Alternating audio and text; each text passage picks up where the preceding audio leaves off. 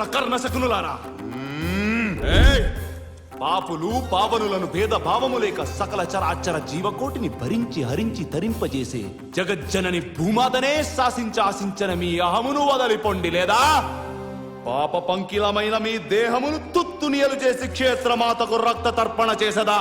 అభిమన్య కుమార, ఏగుటయే ఎరింగి అరుదంచుట ఎరుగని అర్పకుడవు. ఇది ఆట కాదు నాయనా.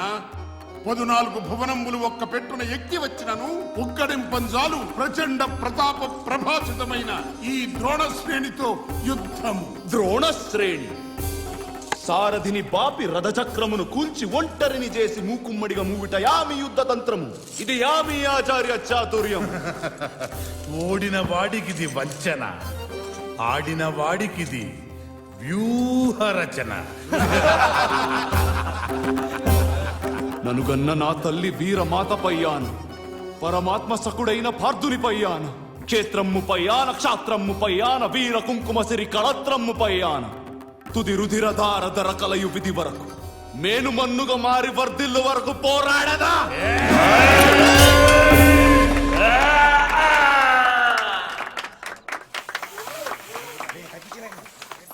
సచ్చుడా తెరసాంతం పడలేదురా. నేను పోతాగా పూర్తిగా పడిదిలే. నోట్లో నోరు పెట్టింది చూడు.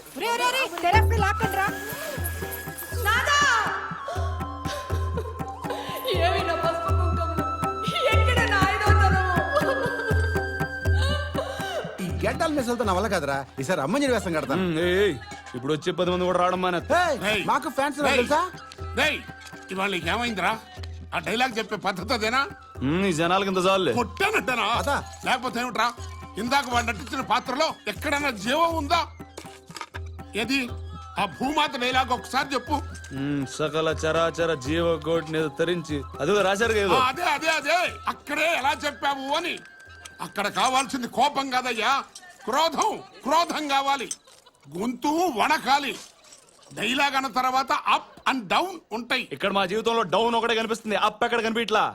ఈ వితండవాదానికి మాత్రం ఏమీ లోట్లేదురా. అసలు అయినా నాటకాలంటే నీకెందుకురా అంత చులకన? ఎవరికి కావాలి తాత ఈ నాటకాలు? ఒక్కసారి బయటికి వెళ్ళి చూడండి. ఆడియన్స్ కన్నా ఆర్టిస్టులు ఎక్కువ మంది ఉన్నాం.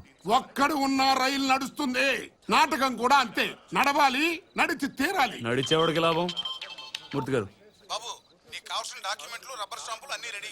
మరి బ్యాంక్ పుస్తకాలు దస్తావేజులు అవి కూడా రెడీగా ఉన్నాయి. వచ్చేటప్పుడు మీ వాళ్ళు తీసుకురండి, సంతకాలు కావాలి. మా వాళ్ళు ఇద్దరు వస్తారండి, 1 గంటలో వచ్చేస్తాం. బ్యాంకులు పట్టా పుస్తకాలు అంటే వింటరా?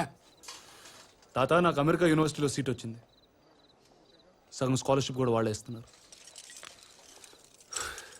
అక్కడ పోయాక నా తిప్పలో నేను పడతాను.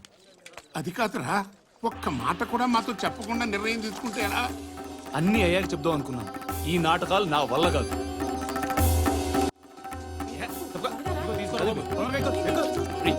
మెల్లిగా లేవే.